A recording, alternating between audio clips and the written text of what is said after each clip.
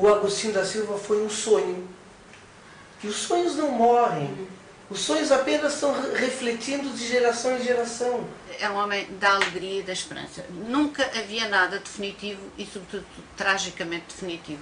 Tudo o que era mau havia de ter uma saída. Há sempre um remédio para qualquer coisa. Há sempre uma ressurreição. Há sempre uma regeneração. O professor Agostinho, naquela altura, quanto mais não seria agora, que estamos muito mais angustiados, naquela altura era o volte-face numa angústia que começava a nascer deste mundo, que começava a ser diferente. De facto, ele era um homem que tinha realmente esse dom. Ele não tinha preconceitos.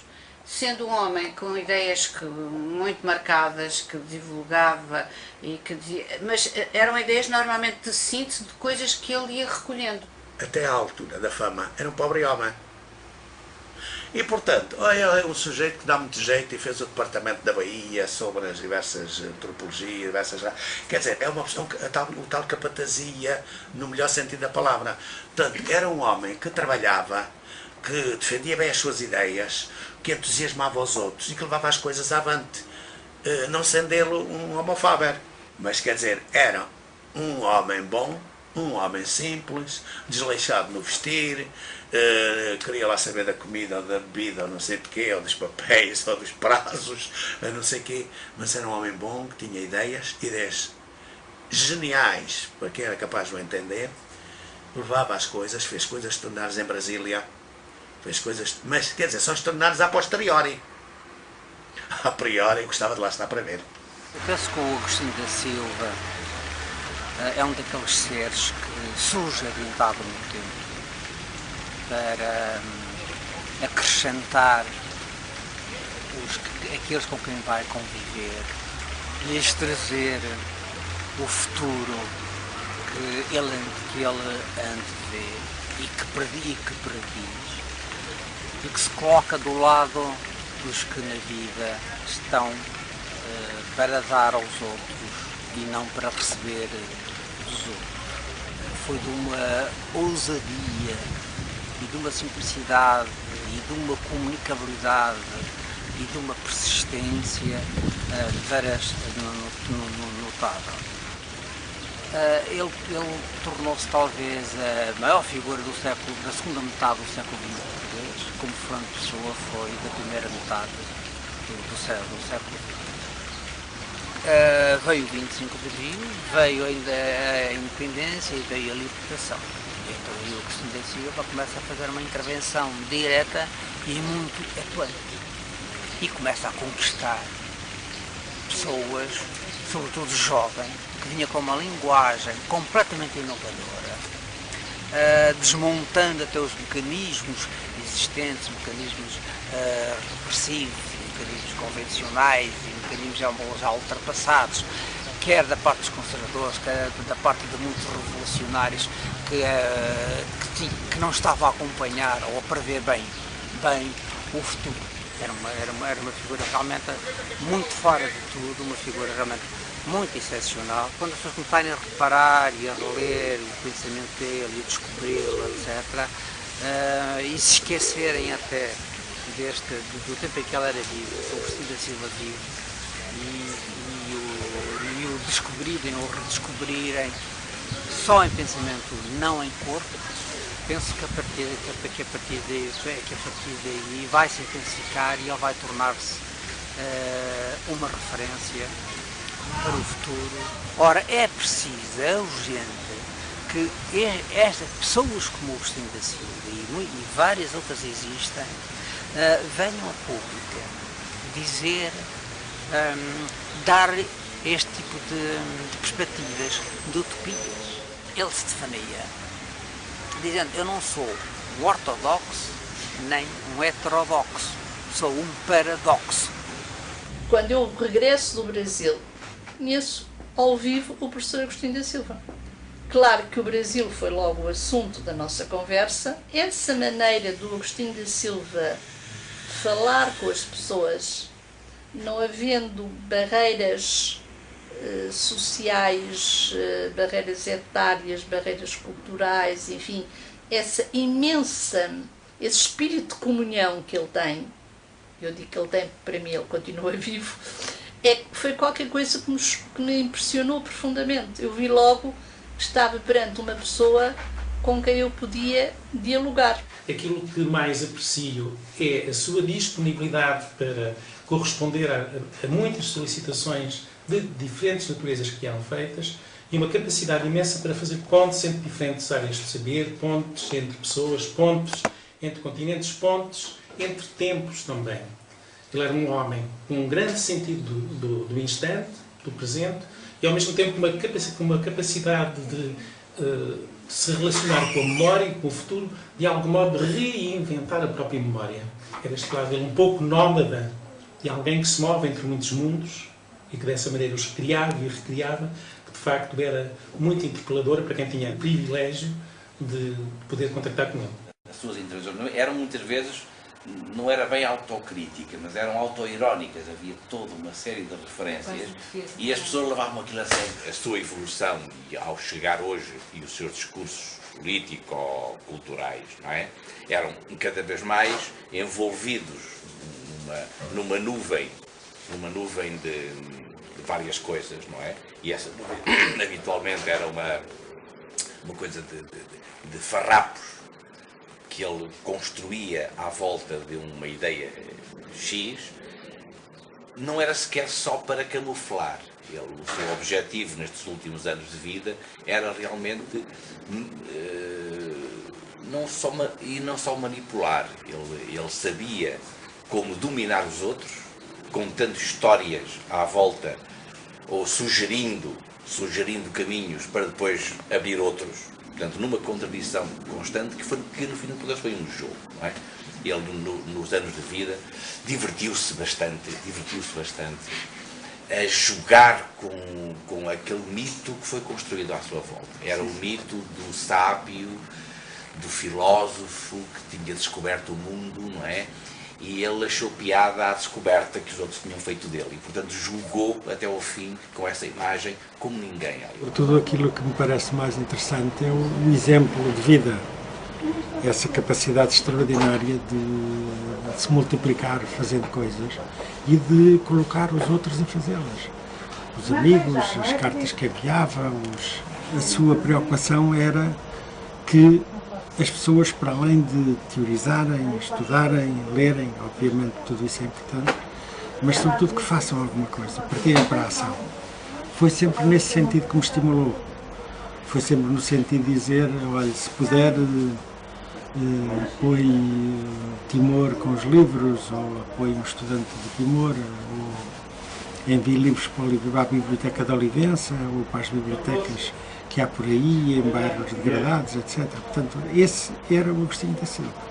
Agostinho da Silva, na história da cultura portuguesa, é uma figura ímpar, singular, é um homem notável, porque para além das grandes obras, das grandes edições, ele procurou, de uma forma económica e inteligente, tocar uma geração. Sensibilizou realmente a juventude, fazendo com que um jovem com 15, 16 anos começasse a descobrir Tolstói, o Platão, o Damião de Góis, Ruskin, enfim, todos os homens que escreveram sobre este enigma que é a existência de todos nós. Porque é um exemplo para que o mundo pudesse estar diferente. Que é realmente a consciência da aventura humana. Era um homem de uma grande simplicidade, com o sentido perfeito e total, se assim é possível, da condição humana. Do mistério, do enigma e de uma realmente honestidade, de uma bondade, de uma generosidade infinitas. Eu lembro que uma vez, numa daquelas conversas, ele teve esta frase, que eu de resto tenho ali no meu espaço, que diz o seguinte: o valor do homem mede-se pela coerência entre o pensamento e a ação. Ele era uma pessoa que tinha... Nós tínhamos de falar com ele com a pinça. Quase. Não é? E ouvi-lo com aos computadores grandes e com a agilidade mental possível. A mim impressionava-me a sua capacidade, digamos, para acreditar nas coisas positivas. O Agostinho da Silva era um filósofo, quer dizer, o Marquês de Pombal era um homem da obra, da realização. Mas as duas coisas são fundamentais, não é? Os pensadores são fundamentais para aqueles que têm que realizar. Porque quem realiza a obra, não é? Não tem tempo para estar a pensar, para filosofar. De maneira que a fundamentação para aquilo que nós fazemos, muitas vezes encontramos-la justamente nos pensadores, não é? E o Agostinho da Silva era um pensador, um criativo extraordinário, um irreverente, não é? Era um desafio, não é? E, portanto, eu acho que homens como ele são fundamentais à sociedade. Aoi! Somos chibantes, passador sem si, joga instrumento. Sou marunjo, mestre e monge. Marunjo de águas paradas, mas que levo os navios às terras por me sonhar.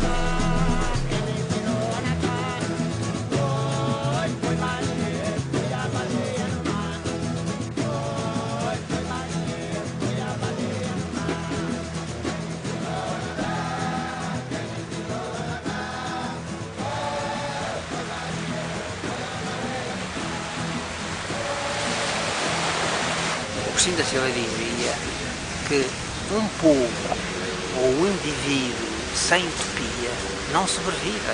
Parte dos poetas tem ali muito de visionário, sabe? E as pessoas ainda não viram nada, porque o que está ali é apenas a primeira fase. A segunda fase estamos agora a construí-la, não é? A construir, isto é, a imaginá-la, não é? Mas o parte dos poetas, o que está ali não era nada do que estava inicialmente previsto. Uma noite reuni gente de todas as tendências políticas. E então tivemos ali a discutir, não os poetas, mas o conceito do parque. E eu falei-lhes nessa ideia greco-romana, quer dizer, tal, de cada lado. Bom, lá ver, o meu mérito foi fazer a síntese de tudo aquilo que eu ouvi, não é? E então eles deram-me ali uma lição extraordinária que me levou a alterar o conceito do parque. E é por isso que as primeiras esculturas tinham que ser do Francisco Simões, porque foi ele um dos autores da ideia. Depois as outras, bom, vai haver mais 30, porque depois alarguei o conceito aos escultores, aos poetas portugueses. Mas depois falei com este, falei com aquele, peraí, poetas portugueses, não. Vamos aos poetas de língua portuguesa. E então já não era o parque dos poetas portugueses, os poetas de língua portuguesa. Então vamos ter poetas do Brasil, poetas da África, do Moçambique, da Angola, não sei o quê, Timor, por aí fora, Macau e tal. Bom, mas depois, espera aí, porque é que não há de ser sobre a poesia? Não é? E então vamos ter então alguns poetas europeus. Nós estamos na Europa. Escrever é uma atividade que tenho desenvolvido ao longo da vida, não de uma forma regular. Para mim, escrever é um pouco como outra forma de expressão artística. É, no fundo, dar vazão à imaginação, à criatividade. Em relação ao desenho, à pintura, pois eu sou um autodidata, não é? Desde a aguarela, o óleo, sempre tentei também, de uma forma muito inconstante, fazer qualquer coisa. Houve uma determinada altura em que desempenhei de uma forma mais ou menos profissional alguns trabalhos, execução de alguns posters, as ilustrações para um livro. Para mim foi um desafio muito interessante pegarmos num texto e tentar passá-lo para desenho, no fundo, reconstituir ou dar uma perspectiva diferente de um determinado texto. A música continua a exercer sobre mim, desde sempre, desde que me conheço, um papel muito importante na minha vida. Ou seja, numa determinada fase da vida, eu cheguei a construir instrumentos musicais, portanto, que me dava um enorme prazer, não é? E cheguei também a tocar, portanto, acho que a música, quando nós podemos, para além de a ouvir, executá-la, participar no fundo desse esforço ou dessa delícia coletiva que é dar vida à música, a uma partitura, ter tido a oportunidade de partilhar e de tocar com pessoas, com amigos, sobretudo música antiga, foi das coisas que me deram o maior prazer. É ser um espaço onde os jovens podem trazer projetos e implementá-los, portanto, ser um espaço para a criatividade.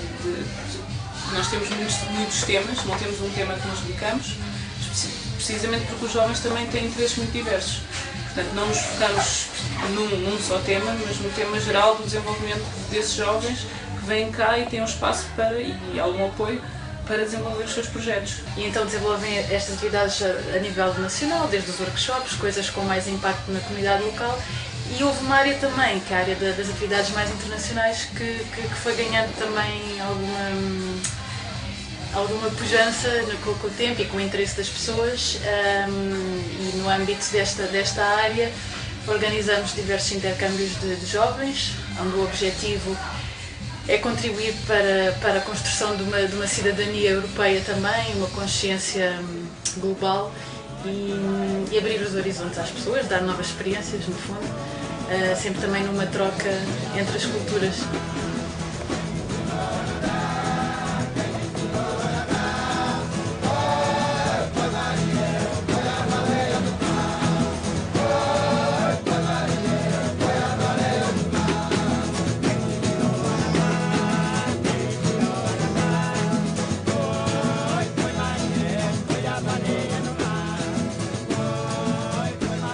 Nesta senda que é mais que uma preocupação estética ou literária, é uma preocupação filosófica, é um questionar que é anterior à própria palavra escrita. Nisso eu tive a influência do Agostinho da Silva, sem dúvida nenhuma, porque me pareceu que havia um tom de disponibilidade, de abertura, de provocação até nos textos do Agostinho da Silva, que me ajudaram a que eu percebesse que eu só era livre na medida em que eu estava aberto para vozes, para correntes, para propostas, mesmo que elas me parecessem vindas de uma outra lógica. E nesse sentido eu tenho uma facilidade que não resulta de um mérito pessoal. O facto de eu viver num país que tem lógicas diversas, a lógica da escrita, a lógica da oralidade, as lógicas rurais em confronto com as urbanas. Está aqui uma diversidade de mundos que convivem amigavelmente, digamos, mas que de vez em quando briga, que me ajuda a perceber que eu serei mais feliz se eu souber ter morada nessas diferentes identidades, que eu autorizo que viajem a mim e, no fundo, acho que isso está muito presente nos textos e nas propostas do Agostinho da Silva. Eu trabalho na área do património há 25 anos. Portanto, a visão que eu tenho do património é um bocadinho... Ele também me ajudou muito a formar, porque não é voltada para o passado. Não vejo o património como o 1º de novembro, em que temos que ir ao cemitério, pôr as flores e homenagear os antepassados. É uma visão dinâmica, viva. Portanto, é um património que se renova. E isso tem muito que ver com a ideia que ele me transmitiu. Acho que o património mais importante são as pessoas. Gosto de ver os monumentos com vida, ocupados, seja com os outros pequenos patrimónios que existem à volta, desde a gastronomia, os artesanatos, os enchidos, o pão, os bolos, portanto, tudo aquilo que existe na envolvente e que vem da atividade humana.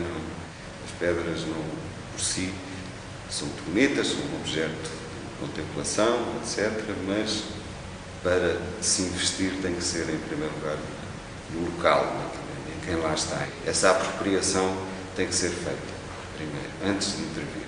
Tem que envolver as comunidades. E isso aprendi também um bocadinho com o professor Agostinho. A música ensina-me muito também o que é a diferença. Quer dizer, eu comecei a estudar música por mero gosto, nunca pensei sequer dedicar-me a ela a nível profissional e comecei, ainda tinha eu 16 anos, a acompanhar alguns amigos a fazer recolhas. Nós escolhíamos uma aldeia numa zona que sabíamos que era rica em música tradicional e com gravadoras batíamos aquelas regiões gravando as pessoas da zona a cantar e a tocar, não é? Pessoas não organizadas em grupo, pessoas absolutamente individuais ou em grupos, mas formais, não é? E, portanto, fiz isto durante vários anos, quer dizer, conheço o país inteiro praticamente porque ouvi cantar e tocar em todas as nossas regiões, inclusive as ilhas. Estamos todos unidos por uma coisa desde há anos, que é principalmente o teatro, não é? Então é um grupo que surge com esse grande sentido comunitário de união e que prevalece mesmo depois quando passa profissional, digamos em 2000, 1999, 2000, prevalece sempre esse dado comunitário, ou seja, o grupo continua não só a participar, as pessoas participam em conjunto e estão de facto unidas por uma vontade muito grande de fazer coisas juntas, como depois, do ponto de vista até material, quem está no núcleo profissional, como se chama dizer, os tostões são todos divididos enormemente, não é? O espírito de entrega que temos todas as pessoas que integraram a equipa nessa altura, que se mantém até hoje e curiosamente mantém-se também no tipo de trabalho que se faz aqui, as pessoas que criam artisticamente, quer do ponto de vista da encenação, com o Rui Mário, quer o Pedro Lário depois do ponto de vista da música, o Guilherme depois do ponto de vista da criação dos textos, porque temos feito alguns textos dele. Acho que há um espírito de entrega grande e a perspectiva de pensar o que é que nós temos a dizer ao mundo. O prazer de embarcar. Embarcar sempre, acreditando cada vez menos nos pontos de chegada e de embarcar um navio que nunca chegará, rumar por mapa e bússola ou runiômetro para o porto que não existe. Vamos notar no pensamento de muita gente, como ideia da CPLP, eu julgo que não está. Ele é muito presente no pensamento brasileiro, isso é evidente, e no pensamento de bastantes portugueses. Mas a CPLP não é só isso, quer dizer, também é pensamento de estadistas. E também tem que ver, portanto, com realidades que dizem respeito à projeção do próprio país. O professor Agostinho da Silva colaborou muito num centro de intercâmbio luso-chinês e há um artigo que ele escreveu nessa altura que também me marcou bastante. Ele dizia que os chineses, rumando para o Ocidente, chegaram àquilo há meia dúzia de anos. Se em vez de terem sido os portugueses a ir do Atlântico para o Índico, se tivessem sido os chineses a vir do Índico para o Atlântico, a imagem do mundo não era a mesma, as concepções não eram as mesmas. Essa perspicácia, esta maneira de ver fundo que o Agostinho da Silva tinha, que ia muito mais para além do que nós podemos ler nas palavras. No Brasil, torna-se amigo do Jânio Quadros, que lhe dá grande apoio por causa da prestação que ele tem, ele, Agostinho da Silva, do que será no futuro o grande espaço dos países falantes da língua portuguesa. Percebe perfeitamente que as colónias, então, ir-se tornar independentes, teriam o português como língua oficial, o que veio a acontecer. Ele teve essa visão toda e sensibilizou muito o Jânio Quadros, sensibilizou muito várias correntes de grandes figuras, inclusive sensibilizou até aqui em Portugal esse bloco, que hoje tem 200 e tantos milhões de falantes de português, e aí a juntar-se ao grande bloco ainda maior de falantes de língua castelhana. E então tudo isso iria proporcionar que no futuro estas duas línguas, com todos os seus povos, com todos os seus países falantes, seriam ou teriam uma posição muito grande a nível mundial. Nesta confusão navego, neste tumulto me entendo. Não me importa que sou eu, mas o que os outros vão ser. Superando esta luta entre aquelas duas imagens de Portugal da década de 60, Agostinho da Silva propõe o Portugal que cria todos os portugueses futuros. O que ele propõe é um Portugal que, depois de ter feito o Império, agora se dissolvesse, sofrendo, como Jesus Cristo sofreu, para depois, posteriormente, quando as chagas estiverem lavadas, se é possível lavar essas chagas, mas depois dessa paixão e morte, haver uma ressurreição de Portugal ao que estamos a assistir hoje, com a lusofonia. Fui soldado no Brasil, marinheiro em Portugal. Dos meses prefiro abril, a aurora primaveril de liberdade ideal. Das festas vou por Natal, em que inocência infantil triunfante vence o mal. E sempre em sonhos de anil, sempre em vagas de real, fui soldado no Brasil, marinheiro em Portugal.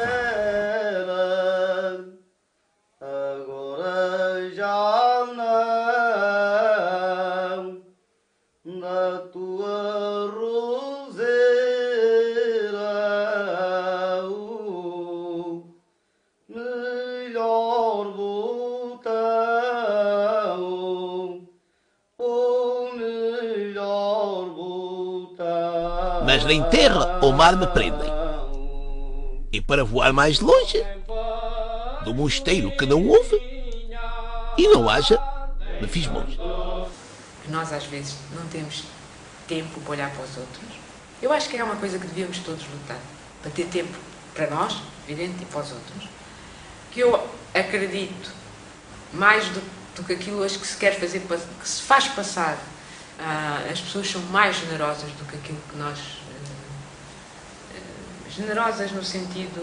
são capazes de se darem mais do que aquilo que nós estamos convencidos. Eu aprendi a olhar para os outros, não, coitadinho, que pena, não senhora, dá-se tudo. Eu sou um bocadinho contra essa atitude, coitado. Eu vou-vos contar uma história com E, não uma história com H. Passou-se há talvez 2, 3 anos, eu trabalhando há 55 anos, mais ou menos, tinha que é um verdadeiro amigo, que considero como irmão.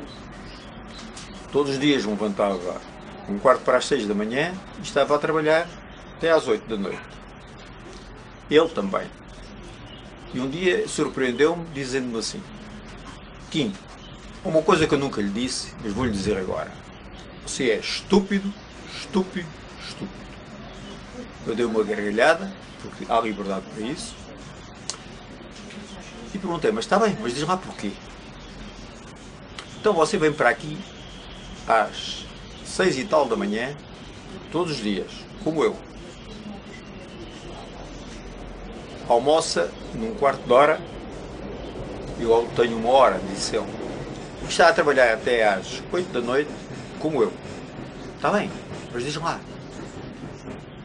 É que você, além deste trabalho, faz imensos trabalhos extra. Faz o jornal, A Voz de Passo de Arcos, que tem 27 anos. Faz, que é um veículo de combate a favor dos mais desfavorecidos, que pretende dar-lhes cultura e favorecê-los nos seus anseios de todos os dias.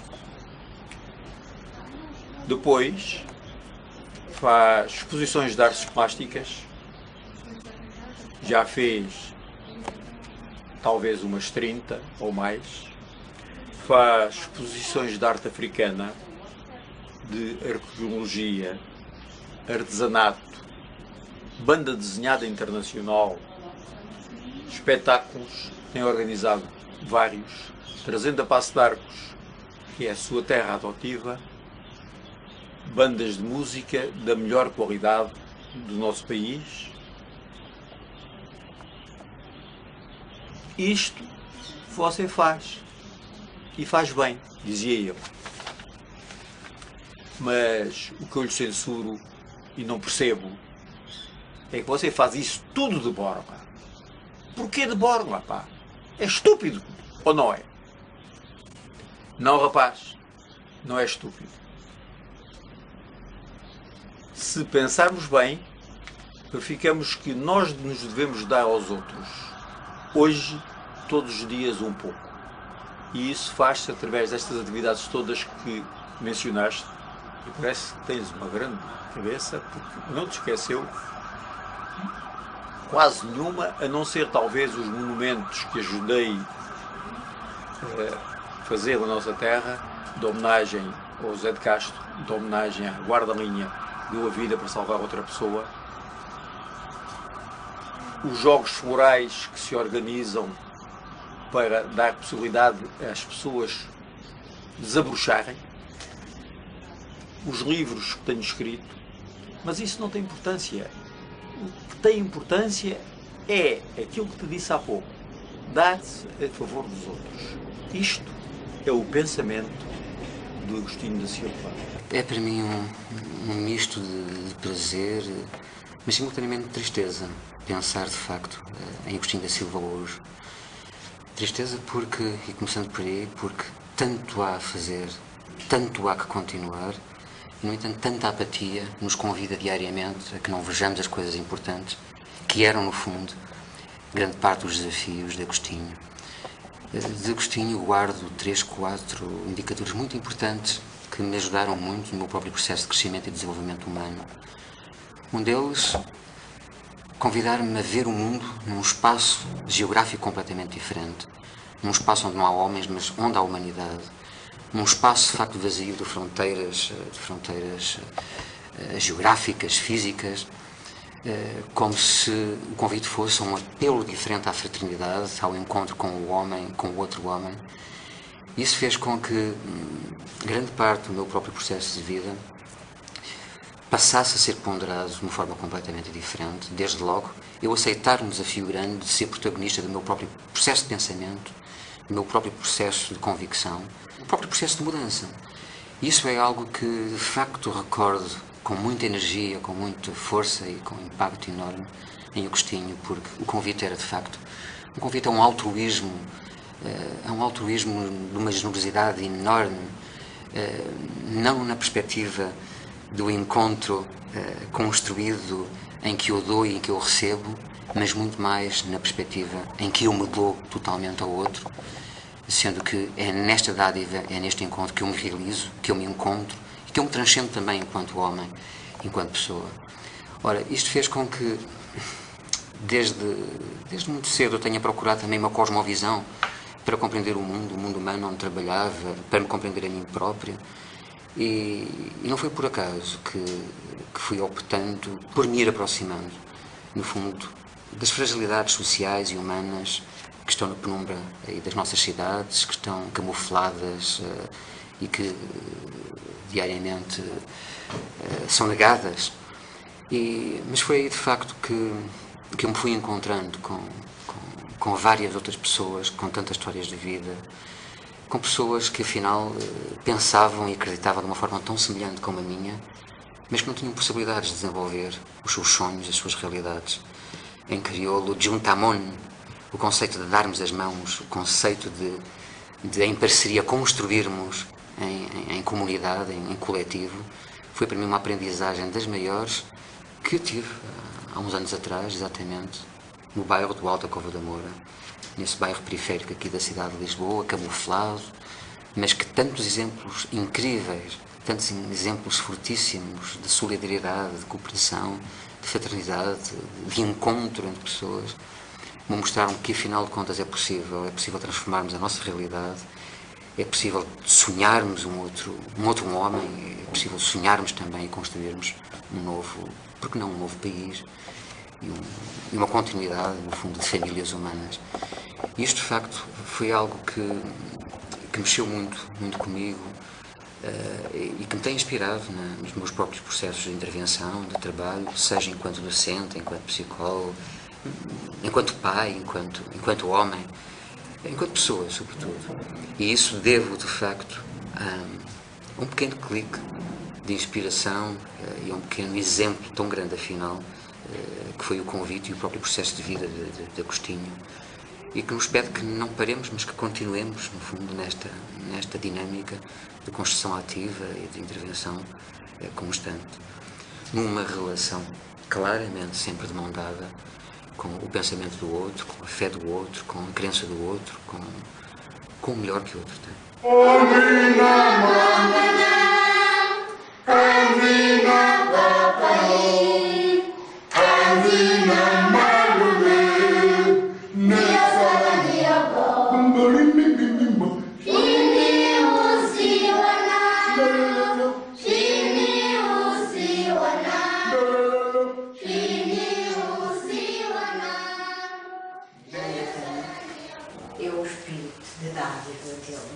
É o espírito que ele é um cidadão do mundo, conforme disseste, porque o é, não é só um cidadão moçambicano, uma cultura, mas é um homem que nunca, que todo mundo conhece, deixou a sua verdadeira cultura, a sua Matalana, o seu sonho de passar a Matalana para o mundo, que é uma simples aldeia, como nós enfim, conhecemos, não é? Mas para ele quer levar Madalena ao mundo. Ele consegue ter à volta dele, com o seu entusiasmo, mas nunca perdendo a sua cultura, o seu ser. Ele consegue ter as pessoas das mais variadas nacionalidades e encaixa-se perfeitamente. Ele está tão bem com os finlandeses, como com os portugueses, como com os italianos, como com os próprios madaleneses, que não falam português. Exato. E depois, as pessoas que lá vão, bem quer com ele, quer com os habitantes de Madalena. Nós sentimos madaleneses também. Porque ele consegue transmitir, no fundo, aquela universalidade que ele quer dar e que Madalena, no fundo, tem à volta de todas as pessoas que o rodeiam. Tem uma magia qualquer, por um lado, prende as pessoas, não no sentido das pessoas ficarem lá de uma vez por todas, mas mas com vontade de ficar. Também ficar. Nós não nos limitamos só a fazer o trabalho de ensinar pessoas só para mantermos uma presença. Nós fizemos um despertar a muita gente, porque, primeiro, há pessoas que mesmo sem serem membros de um centro ou de uma igreja, que acham e sentem que o centro cultural é um lugar onde as pessoas se podem alimentar melhor. Isso não se deve, aliás, o nosso centro, até este momento, não deve nada ao Estado em termos de, sim, em torno desta área educacional, cultural. Nós não devemos nada ao Estado, porque o Estado de fato não tem, acho que não tem tempo para fazer tudo quanto nós possamos querer. Eu gostava de pegar num conceito que eu acho que toda a vida e obra dele sugere logo, que é o conceito de tolerância. A tolerância é o facto de nós respeitarmos e aceitarmos com respeito, não é? A posição ou a diferença, o facto de outro não ser como nós. É um conceito positivo à partida, mas parece-me um conceito limitado. Quer dizer, eu aceito o outro, mas não comungo com ele, muitas vezes. Eu tolero, portanto, aceito à distância, de certo modo. É claro que podemos depois entender isso como uma atitude mais ativa de aproximação, e então já não seria apenas de tolerar a diferença, mas sim de quase fomentar a diferença e comprazer-se nela, não é? E eu acho que isso sim é que já nos leva para o tipo de exemplo, o tipo de vida e o tipo de mensagem que o professor Agostinho da Silva nos deixou, nos legou. O franciscanismo dele é dinâmico, quer dizer, é pré-São Francisco, porque é a comunhão com a natureza, indiscutivelmente, é o desprendimento dos bens deste mundo, é o anunciar a boa nova, que ele anunciava, digamos, em termos muito diversos, desde concessões gerais até à língua portuguesa, é o desprendimento e a frugalidade. Portanto, aquilo que São Francisco e os franciscanos realizam como modelo concreto, ele vivia como tal, embora nunca creio que ele tivesse qualquer filiação, até estaria contra as ideias que ele tinha, não é? Ele situa-se no pódio da transcendência, e dali ele vê tudo. E dali ele coincide com todas as boas experiências que se tenham feito, até budistas ou o que quer que seja, sobre a natureza. Ele está acima. Por isso é que eu dizia que o franciscanismo dele é mesmo também adâmico. Como é que era a ideia dele? Nunca lhe quis perguntar porque seria violar uma consciência. Mas a ideia do ecumenismo a começar pela transcendência, descer por ali abaixo, tudo o resto parece mesquinharia. Não, porque as coisas é que parecem importantes. Eu estou a ver você perguntar o que é que pensava de Deus e o professor Agostinho disse: oh, Deus é um camarada difícil. Sim. Olha, era capaz de ser essa. Dizendo que é só amor, fazes Deus menor que Deus. Cercas o ilimitado nos limites que são teus. O Agostinho da Silva era religioso, não tinha uma religião. Era um panteísta, estudando a fundo e sendo muito sensível a vários aspectos de várias religiões, mas tinha de facto essa noção, a ligação ao cosmos, à Terra, a questão da ecologia, tem que haver uma ecologia humana e uma ecologia da natureza, são indissociáveis. Precisava muito de tempo para pensar. Ele dizia que o maior prazer do ser humano é o pensar. Ele falava muito por parábolas, um pouco como Jesus Cristo fazia para se entender com os seus. Ele ia buscar muitas parábolas e coisas muito desconcertantes. E assim, eu se fosse governo, infelizmente que não sou, mas se fosse governo, eu arranjava aí umas bolsas, ou pagavam ordenados a meia dúzia de fabianos para não fazerem nada. Que é muito perigoso trabalhar. Normalmente a pessoa quando trabalha começa a encher a cabeça de porcarias, etc. e impede a criação e as coisas importantes passam e nós não as apanhamos porque estamos ocupados com outras coisas. Portanto, pagava a meia dúzia de fabianos, palavras como deles, para estarem sentados aí, de papo para o ar, a apanhar sol e a sonhar. Porque quando uma pessoa sonha, está a pensar ou está a criar mundos agradáveis, mundos positivos, porque o indivíduo que está numa situação dessas, o indivíduo que se dedica a coisas superiores, está a aperfeiçoar os seus genes. E quem sabe se esses genes transmitidos ao seu descendente poderão fazer nascer um sábio que invente coisas extraordinárias a favor da humanidade. Jamais perdi um amigo. Só a morte me levou. E vivo deu ao eterno, e vivo a mim deixou.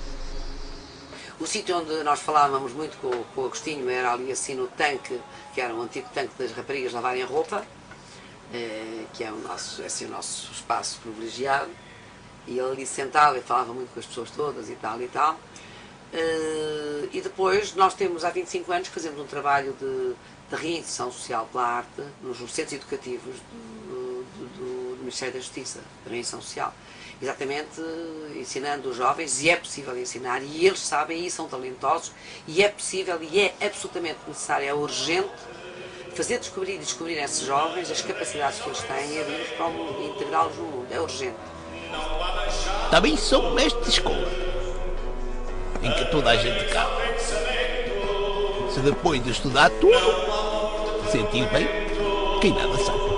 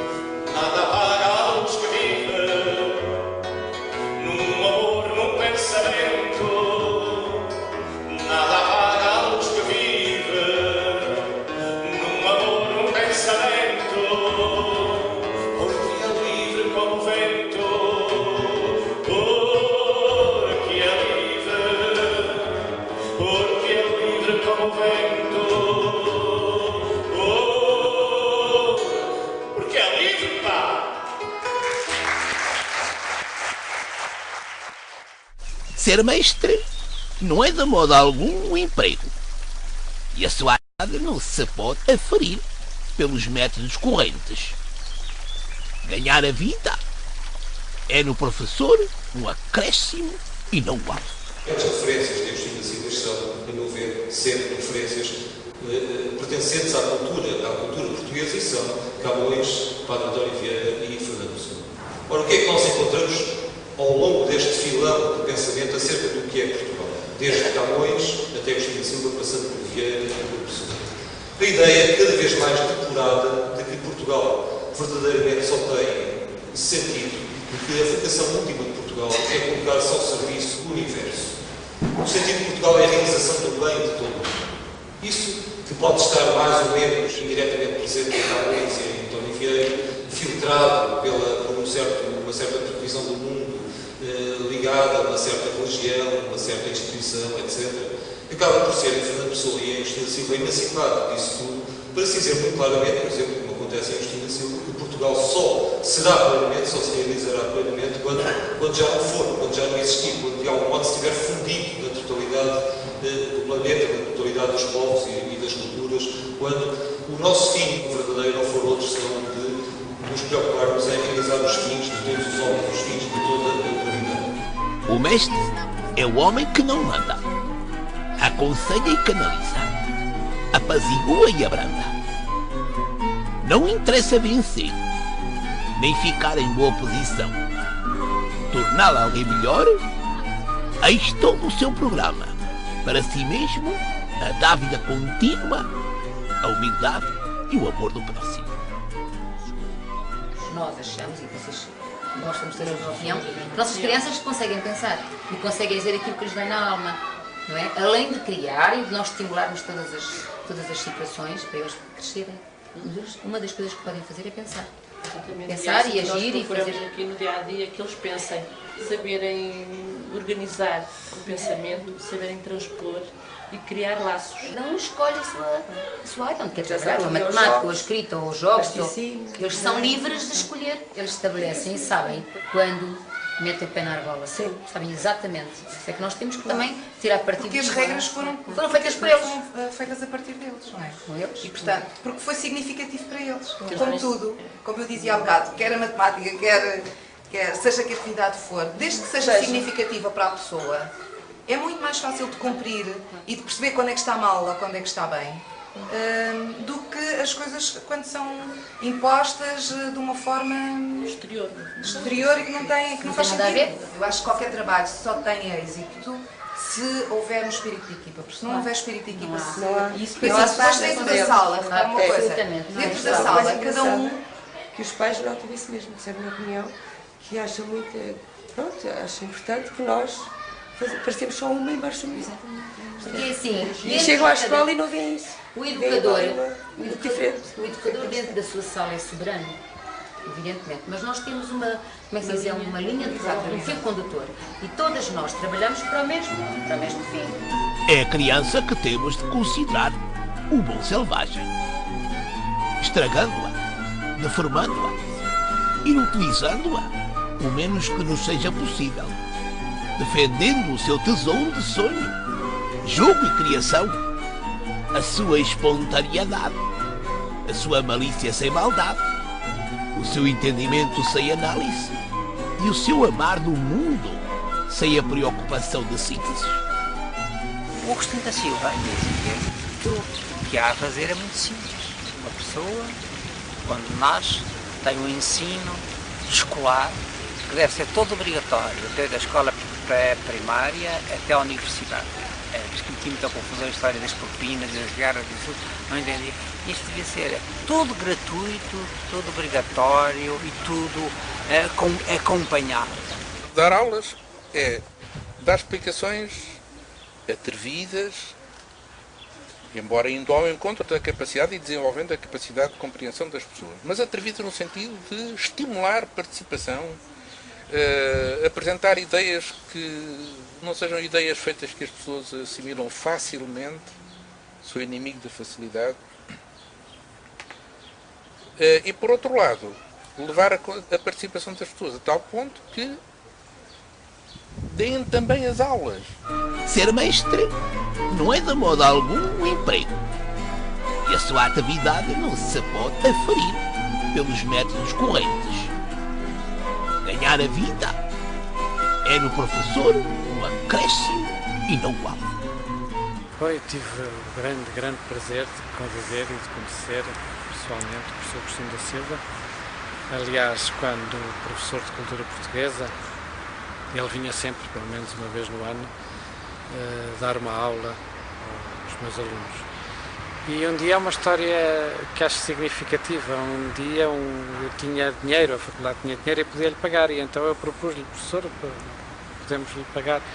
E ele dizia, mas vais-me pagar o quê?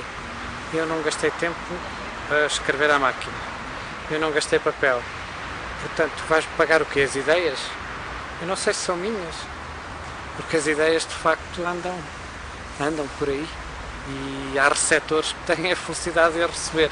Eu venho ali da escola e venho apresentar aos meus alunos. Os melhores diabos, de certeza, vão estar na minha sala, vão ser meus alunos, são os melhores diabos.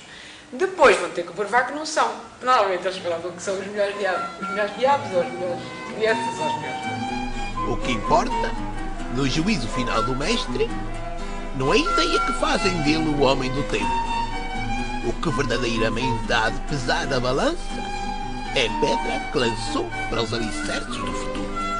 Dava aulas na altura na Escola Superior de Artes Decorativas e na reforma do curso, quando estávamos a detectar realmente as dificuldades dos alunos, uma dessas dificuldades era no campo da cultura e da cultura portuguesa. E há um professor, o arquiteto Travassos, que aventa a hipótese, mas porquê é que nós não convidamos o professor Agostinho da Silva? E eu achei aquilo perfeitamente disparatado. Diz, mas como é que um homem do gabarito do professor Agostinho da Silva irá aceitar um convite para dar uma cadeira de primeiro ano de introdução à cultura portuguesa? E achei realmente que era uma resposta disparatada. O que é certo é que realmente convidou-se o professor Agostinho da Silva e ele aceitou, e durante, penso, 2 ou 3 anos, deu realmente essa cadeira lá na escola. Portanto, nós cruzávamos portanto, na sala de professores, cumprimentávamos, não passava daí. Agora, há 2 episódios que eu lembro com alguma graça. Para já é a dificuldade, a anarquia das notas, não é? Portanto, chegava ao fim e tínhamos de resolver quem é que dava as notas pelo professor Agostinho da Silva, como é que se daria, porque ele baralhava, digamos, o sistema todo. E a segunda, que é muito mais curiosa, dá-se quando ele, numa das entrevistas na televisão, numa altura ele faz um programa na televisão e diz que poderia dar uma aula sobre qualquer matéria, desde que a preparasse antecipadamente. E há uma aluna, uma Alexandra, do nome dela, que precisava de fazer um trabalho no curso de artes decorativas sobre gavetas, e por isso simplesmente na aula de cultura portuguesa lhe pede uma aula sobre gavetas. E o que é certo é que ele vai para o Museu da Arte Antiga e há uma amiga minha que trabalhava lá que me diz, nem queres imaginar o que é que aconteceu. Apareceu lá o professor Agostinho da Silva para se informar sobre gavetas e eu percebi tudo realmente e não acompanhei o processo todo, mas penso que ele chegou mesmo a dar uma aula sobre gavetas na Fundação. O meu contacto intelectual com Agostinho da Silva é já na faculdade e a propósito do milenarismo. Agostinho da Silva é, talvez com relativa clareza, um joaquimita. É o que resta com grande vitalidade pessoal da posição de Joaquim de Flora. Não sei se Agostinho da Silva vai a Joaquim de Flora pela mão da tradição portuguesa, António Vieira, por exemplo, ou o Quinto Império, o Império Universal, que corresponde evidentemente à 7ª Idade do Mundo, de que também já falava Fernão Lopes, e portanto à Idade do Espírito Santo de Joaquim de Flora. Não sei como é que ele chegou lá. O que eu sei é que quando o conheci pessoalmente, ainda na faculdade, ele se me revelava um homem absolutamente providencialista, quer no sentido da orientação da vida própria, quer no sentido da concepção do futuro comum.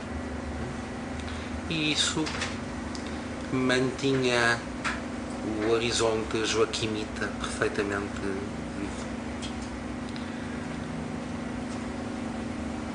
Para ele, a mão providencialista, a mão de Deus, governava todas as vidas, e todas as vidas eram, de algum modo, tradução de uma pedagogia de Deus, de uma pedagogia individualmente dirigida. E foi assim que ele viveu a vida dele, e era assim que ele recomendava aos outros que vivessem as suas. Olha, ouve lá uma coisa. O que é que tu gostas mais de fazer, sem ser isto das literaturas, das histórias, das filosofias? O que é que gostas mais de fazer? Eu disse, professor Agostinho da Silva, eu gosto mais é de desenhar. então has de me trazer os teus desenhos. Assim foi. Eu trouxe um rolo de papéis e alguns desenhos feitos sobre tecido com giz de alfaiate, porque os primeiros desenhos que eu fiz, o meu avô talhava os fatos, caíam aqueles pedaços de tecido, eu apanhava aquilo e com uma lasquinha de giz, e como foi os primeiros desenhos, não foram feitos em papel, foram feitos realmente em tecido. Bem, e contei isso ao professor, que ficou fascinado com essa história, e depois levei-lhe os desenhos. Ele olhou os desenhos atentamente e disse: estamos todos enganados. Tu és um escultor. Bem, eu fiquei perplexo. Eu disse: mas nunca fizeste nada em 3 dimensões? E eu disse: não. Então, vamos ver qual é a olaria mais perto da tua casa. No dia a seguir, deviam ser 7h30 da tarde, telefona ao Agostinho da Silva e diz: então, já fizeste alguma coisa? E eu disse: já. Então o que é que fizeste? Eu disse: olha, fiz 3 figuras com um palmo a conversarem. Uma figura feminina reclinada e uma pequena cabeça. Posso ir a ver isso? Disse: ó, professora, com certeza. E ele meteu-se também no seu elétrico, nunca teve automóvel. Eu fui abrir a porta e ele entrou. Viu e disse: era aquilo que ele julgava. Vai lá chamar os teus pais. Minha mãe veio, já sabe, o Agostinho da Silva já era uma figura conhecida, e o meu pai, e disse: é que estamos enganados. O vosso filho é um escultor e o que tem é que fazer exame de aptidão à Escola de Belas Artes. Faço o exame. Não tive nenhuma preparação específica e quando vou ver os resultados, estão a adivinhar. Estava realmente excluído, reprovado. Quando eu chego a casa às 6h30, a minha mãe diz-me: oh, António Augusto, telefonou para cá o professor Agostinho da Silva e disse que logo que chegasse a casa, fosse a casa dele. Ele já me contou o que aconteceu. E deu-me os parabéns. E eu disse: oh, mãe, então eu vou lá. Ele abre-me a porta, abre-me os braços e diz: então, parabéns. E eu disse: oh, mestre, mas vou-te contar porquê. Vamos à segunda sala, as paredes todas revestidas de estantes de pinho, com livros e livros e livros que ele consultava, que ele lia. E ele disse: olha, agora tens aqui uma escadinha pequena, vais lá acima, e havia uma série de álbuns de arte. Pier della Francesca, o Leonardo da Vinci, o Rembrandt, o Rodin, e disse: olha, tira aquele volume do Rodin. Eu tiro o livro do Rodin, ele abre-o e diz: olha, agora vais ler este parágrafo aqui. O Rodin era filho de um polícia de segurança pública e de uma mulher Dias. Tinha um casal, era o Rodin e a irmã, de que o Rodin gostava loucamente. E o que é que aconteceu? Ele começou a desenhar. E o tio, que tinha trabalhado em coisas de museus, disse ao irmão: temos que matricular o Auguste, na Escola de Artes Decorativas. E então Rodin vai para a Escola de Artes Decorativas de Paris, faz brilhantemente esse curso e depois deseja passar da Petite École para a Grande École. Faz exame de aptidão a primeira vez, riscado, reprovado. Faz a segunda vez, novamente reprovado. Faz a terceira vez, reprovado outra vez. Coincide isso com a morte da irmã. Ele fica tão descontrolado, tão desencantado, que resolve vir para um convento. E ele vence aquela crise, depois vem novamente para o mundo, digamos assim, aconselhado pelo Padre Mar, que tinha amigos também artistas, e vai trabalhar para um ateliê de um escultor, que isso é que não me lembro agora o nome. E pronto, ali começa. Portanto, o nosso Rodin nunca fez nenhum curso de escultura nas Belas Artes. Simplesmente tinha uma intuição espantosa e é o homem que revoluciona a escultura moderna, é o Picasso, digamos, da escultura. Bem, estes episódios são importantes para verem como ele, através daquele livro, me disse: portanto, Lagoa Henriques, estás de parabéns porque tu és um escultor. Vê se arranjas alguém que te ensine as técnicas tradicionais, hábeis do desenho académico, e depois tu se há de resolver. Assim foi. E entrei para a Escola de Belas Artes. Pronto, isto é, eu devo, portanto, esta revelação ao Agostinho da Silva. Ele acompanhou sempre a minha vida. Lembro-me quando se inaugurou ali no Príncipe Real um monumento que eu fiz ao Antero, que ainda lá existe, e que não é, digamos, uma escultura figurativa, porque já existia uma estátua do Antero no Jardim da Estrela. Ele lá esteve A vida é nobre e bela, forte, calma e clara. E de tão extraordinário encanto, de tão ardente energia, que se plenamente tivéssemos consciência do que é a vida, não a podíamos suportar. Explodíamos. Atingiram um silêncio tão de espanto, que era todo o universo à sua volta, o seduzido canto. Quem é esta mulher? É um homem bom. Pé firme, leve dança. Que o saber seja adulto, a se brincar.